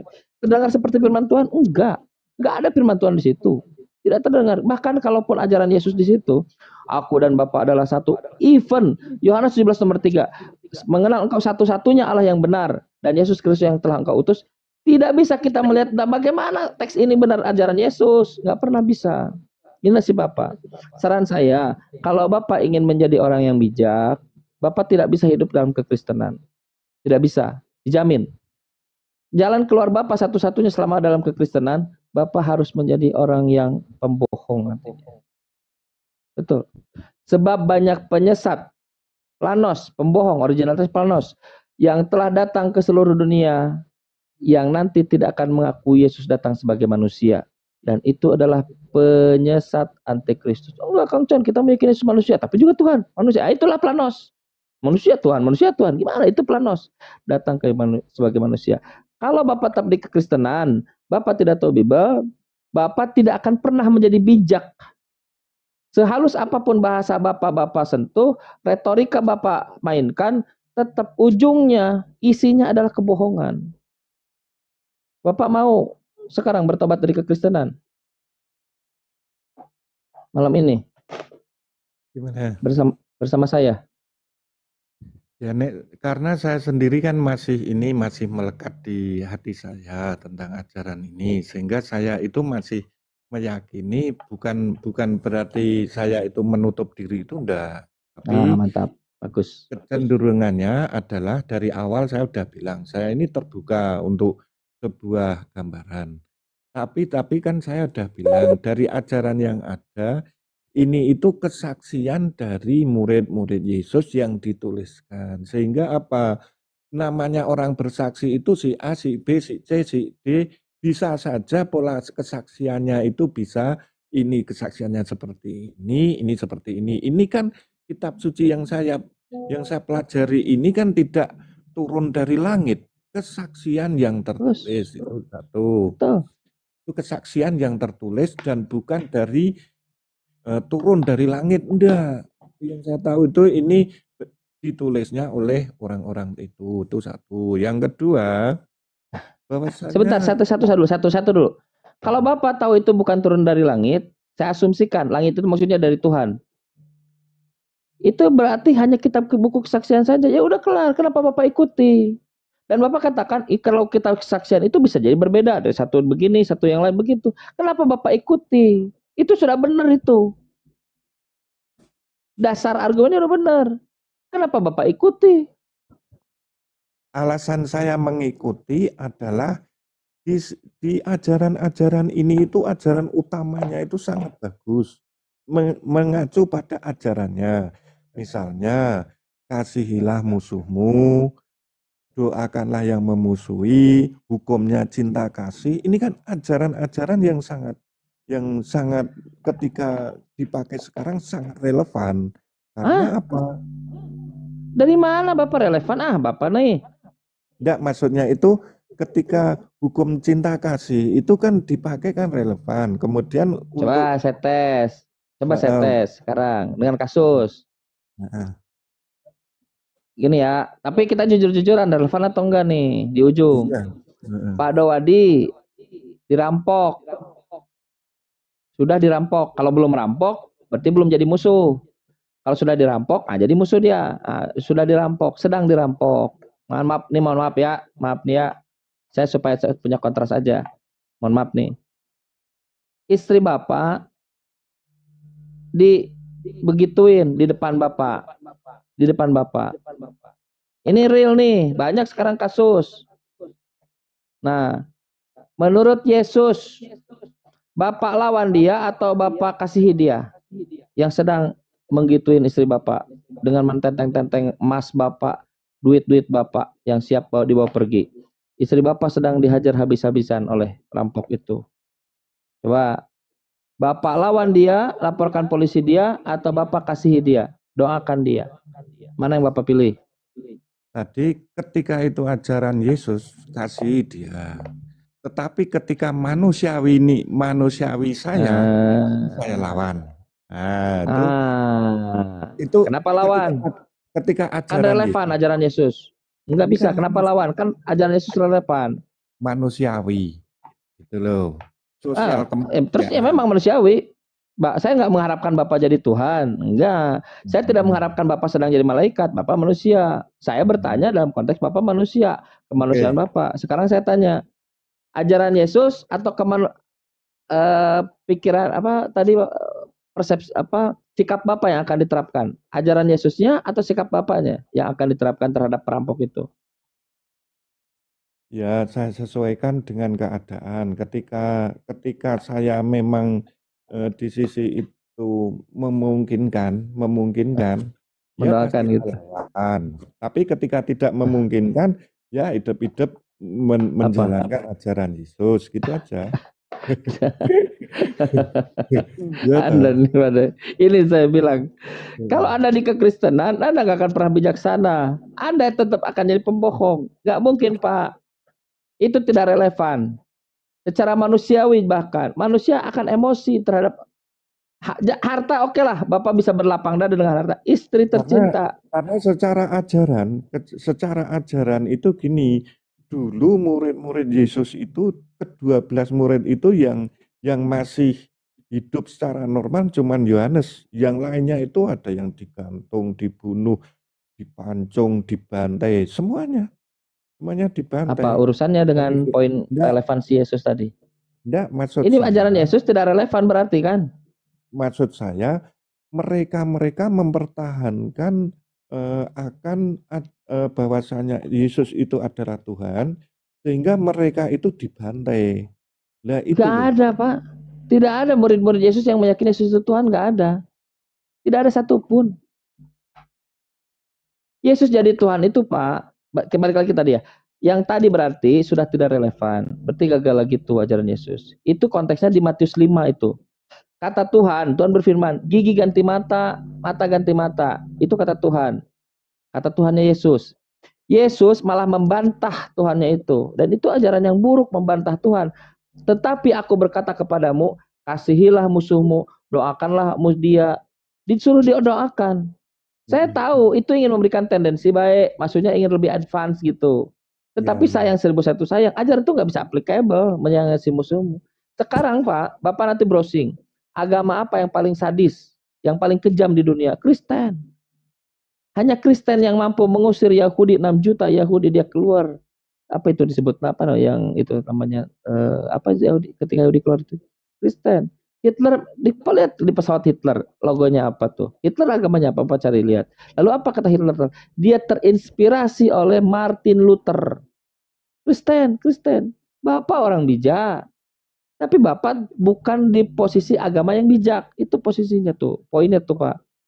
Itu satu. Apalagi coba ajukan. Ajukan seluruh. Coba Bapak bisa bantu. Lihat, Matius di Matius 5 juga. Matius pasal 5 nomor 42. Kita lihat applicable atau tidak. Kita ambil satu contoh lagi. Matius berapa? Pasal 5. Saya berharap diskusi ini mengelahirkan Bapak tobat sekarang malam ini ya. Saya udah males diskusi beginian, nggak ada output. Ya. Saya berharap Bapak bisa tobat sekarang. Tobat itu kan dalam hal tidak semudah itu memutuskan suatu keimanan, itu kan tidak semudah itu. Jangan Pak, jangan membatasi begitu. Allah mengatakan dalam Quran, man yahdihillahu fala mudhillalah. Kalau Allah sudah memberikan hidayah, tak akan ada yang bisa menyesatkan. Jangan Pak, kasihan diri kita Pak. Jangan buat standar tobat itu tidak bisa. Bermohon kepada Tuhan. Ya Tuhan, jika Engkau memberikan aku hidayah, permudah. Bilang begitu Pak. Jangan mempersulit. Tobat tidak nggak bisa. Jangan. Seperti kita berusaha bisa, pasti bisa. Jangan harus ada, nggak ada Pak. Matius pasal 5 nomor 42. Matius 5 42. Tetapi tentang kamu, memang aku tahu bahwa di dalam hatimu 5. Matius pasal 5 ayat 42. Ya. Iya kan? Itu bukan. Coba. Lanjutkan. Tetapi tentang kamu, memang aku tahu bahwa di dalam hatimu kamu tidak mempunyai kasih akan Allah. Bukan. Bentar. Oh, bukan. Ya, ini tadi masih saya pegang Yohanes. Matius 5:4. Nah, ini isu.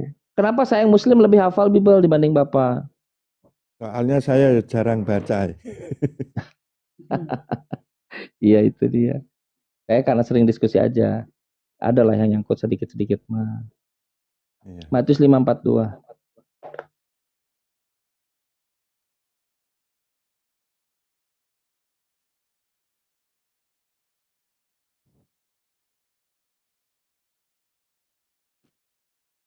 Tadi berapa Yohanes tadi? Salah tadi Yohanes. Matius 5:42 ya. Iya. Dan kepada orang yang hendak mengadukan engkau karena mengingini bajumu, serahkanlah juga jubahmu. 42. Oh, 42. Berilah kepada orang yang meminta kepadamu dan janganlah menolak orang yang mau meminjam daripadamu. Sepakat nggak ajaran itu ajaran baik dari Yesus? Bentar. Berilah kepada orang yang meminta kepadamu dan janganlah menolak orang yang mau meminjam daripadamu. Ya. Sepakat nggak itu ajaran baik? Ya, sepakat. Relevan tidak? Ya, relevan. Oke, Pak, boleh saya minta 20 juta, Pak? Kalau ada ya enggak. Bapak adanya berapa? Bapak adanya berapa sekarang? Malah hutang saya banyak. Nggak mau kasih hutang. Udah di Bapak mau kasih hutang sama saya, ngapain Bapak? Saya yang ikut ditanggung enggak apa-apa. Kalau mau berbagi boleh. Nggak mau, saya minta. Inilah dia saya bilang, Pak. Kalau Bapak saya minta. Iya, kalau saya minta 20 juta, Bapak nggak boleh bilang begitu. Jangan menolak. Bapak lakukan apa saja, pinjam kayak ke yang lain, gadaikan kayak apa yang Bapak punya. Kalau Bapak menolak dengan alasan saya nggak punya banyak utang, Bapak sedang menolak firman Tuhan, ajaran Tuhan yang relevan. Sampai sekarang. Meminjam daripadamu itu paling tidak apa yang dimiliki. Ketika nggak mau saya nggak ada di situ. Jangan menolak orang yang meminta. Ketika yang dimiliki adalah hutang, mari berbagi hutang saya. Mari berbagi hutang aja. Inilah dia saya bilang, ajaran ini nggak relevan. Nggak Ya, relevan, Pak. saya Gini, sangat Pak. relevan. Gini. Nggak ada relevansinya. Nggak ada. Pak, Yesus itu, dia adalah Nabi Isa. Dia adalah utusan Tuhan. Kata Yesus dalam Quran mengatakan dengan letterlek, Innallaha, sesungguhnya Allah Robbi, Tuhanku, wa Rabbukum, dan Tuhan kalian, fa'buduh, maka sembahlah dia. Itu kata Nabi Isa. Dilanjutkan oleh Yesus, oleh Nabi Isa itu. Hadza siratum mustaqim, inilah jalan yang lurus. Dia manusia, Pak, dia utusan Tuhan. Lalu nanti di abad kedua, ketika nanti ada Arianus yang tidak meyakini Yesus itu manusia, dan nanti adalah Paulus Church yang mengatakan Yesus itu ada Tuhan, bertengkarlah mereka. Karena Paulus Church itu dia didukung oleh otoritas, maka dia yang lebih dominan. Nanti di abad di tahun 325 baru Yesus diangkat jadi Tuhan. Trinitas mulai masuk, ajaran Tertullianus masuk. Abad tahun 381 masuklah Roh Kudus jadi Tuhan. Tuhan Bapa di-develop. Tapi permasalahan tidak sampai sebegitu. Orang mulai bermasalah. Kalau Yesus Tuhan, kenapa di Bible narasi-narasinya bukan Tuhan? Dia utusan Tuhan. Tak ada satupun narasi Yesus mengatakan dirinya Tuhan. Gak ada. Dia bukan Tuhan. Nanti setelah situ haruslah ada konsili lagi. Masuklah di Kalsedon. Masuk konsili Kalsedon. Maka langsung diajarkan Yesus sepenuhnya manusia, sepenuhnya Tuhan. Sampai sekarang Tuhan Bapa di-develop. Dan ini bukan cara berkeselamatan yang baik, bukan cara berketuhanan yang baik.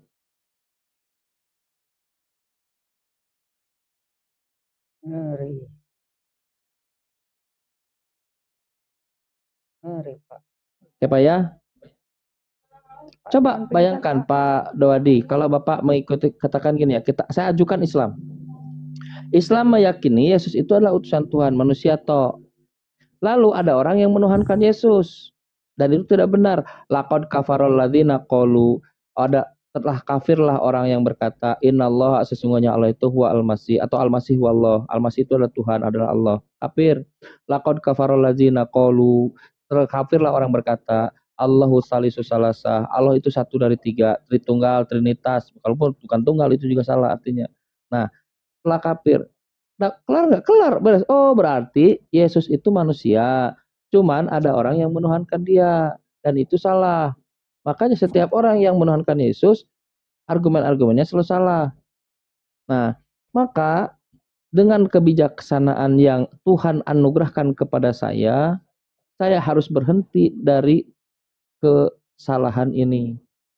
Kan simple. Makanya kata tobat itu definisinya adalah ar-ruju ilal haq, kembali kepada yang benar.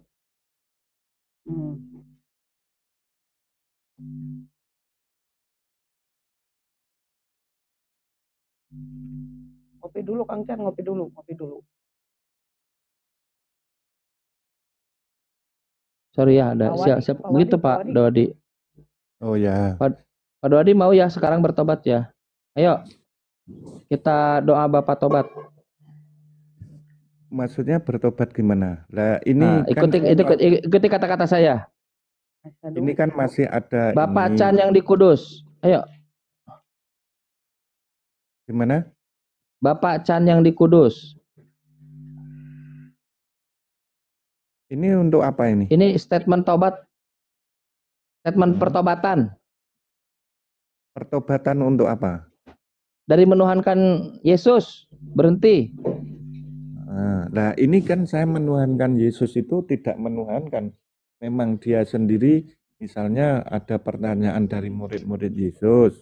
Itu kan ada pertanyaan dari menurut orang-orang aku ini siapa? Ini ada yang bilang bahwasanya salah satu nabi. Ada yang bilang salah satu nabi yang dan lain sebagainya lah ajaran itu. Apa lain sebagainya apa Tuhan? Jangan malu-malu, keluarkanlah. Ada yang keluarkanlah apa nabi di sebagainya. antara nabi, misalnya gitu. Tapi terus murid-murid ditanya, terus menurut kamu aku ini siapa?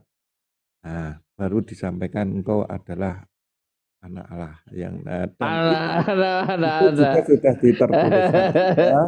dituliskan juga bahwasanya dulu menunjukkan bahwasanya memang dia adalah anak Allah yang terlahir di dunia, bahwasanya itu juga merujuk pada kitab Taurat juga, bahwasanya dulu nggak ada. sudah dituliskan bahwasanya anak manusia harus menderita sengsara Anak Allah, dan anak Allah, bangkit dari antara orang mati, kan begitu. anak Allah. Itu Kok kan jadi anak manusia? Anak Allah. Bapak nih, saya bilang apa? Kalau di kekristenan, Bapak jadi kalau kan Bapak masalah berada Pak gini, kalau Pak Dodi masalah ada satu bertobat ini. itu, Pak Dodi sebentar, ada satu loh. kalau Yang mungkin masalah Pak Dodi miss. bertobat, Pak Dodi kalau sebentar. masalah bertobat, Tahu nggak? itu Pak saya Dodi, tahu tobat nggak? dari dosa-dosa saya, bukan Ada. Dosanya tobat menuhankan dari- Yesus itu dosa. Itu Pak Enggak, Dodi tahu nggak? bertobat Tahu dari nggak? Yesus tuh dosa-dosa nggak pernah. Ya, Pak Dodi gini. Yesus tuh nggak pernah loh menyebut dirinya anak Allah. Sekalipun nggak pernah loh. Ya, dia cuman katakan akulah jalan kebenaran dan hidup. Tuh. Yes, lanjutkan. Terusnya apa? Terusnya adalah Akulah jalan, kebenaran dan hidup. Tidak ada yang menuju Bapa kecuali melalui aku. Yang Tuhan yang mana? Yesus atau Bapa? Maksudnya gimana? Akulah jalan. Tidak ada yang menuju Bapa kecuali melalui aku. Bapa tujuannya tuh. Yesus jalannya. Yang Tuhan yang mana? Yesusnya atau Bapaknya?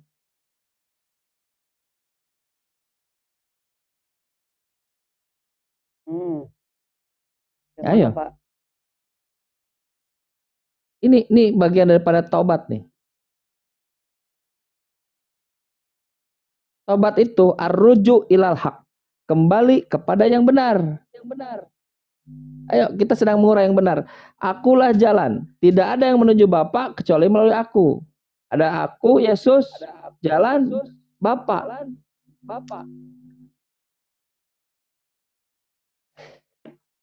Tobatlah saudara-saudara Kristenku yang terkasih. Bertobatlah. Tidak ada alasannya kita menuhankan Yesus. Dia tidak ingin dituhankan.